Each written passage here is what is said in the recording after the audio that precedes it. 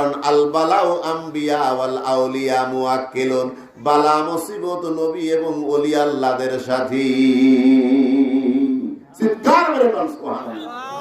আল্লাহর হাবিব সাল্লাল্লাহু আলাইহি সাল্লাম বলেন, তিরমিজি শরীফের দ্বিতীয় খণ্ড 25 পৃষ্ঠার 27 লাইন পরে লেখা আছে, ইমানদারদেরকে আল্লাহ পাক বালা মুসিবত দিয়ে পরীক্ষা করেন, তার সন্তান সন্ততি ধন সম্পত্তির মধ্যে দিয়ে আল্লাহ পরীক্ষা করেন।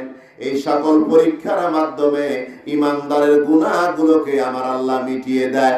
এই ইমানদার যখন কিয়ামতের ময়দানে আল্লাহর সঙ্গে সাক্ষাৎ করবে, এমন অবস্থায় সাক্ষাৎ করবে হাত্তা ইয়ালকাল্লাহু আমা আলাইহি খাতিয়াতুন, এমন ভাবে সাক্ষাৎ করবে তার আর কোনো গুনাহ থাকবে না। সুবহানাল্লাহ। আমরা কি চাই না? কয়েকদিনের হাত হুজুর আকরাম সাল্লাল্লাহু আলাইহি ওয়াসাল্লাম বলেছেন, আমার উম্মতের আয়ু হবে 60 থেকে 70 বছর গড় আয়ু। তিরমিজি শরীফের হাদিস। আমরা কয়দিন বাঁচবো বাবা? হ্যাঁ,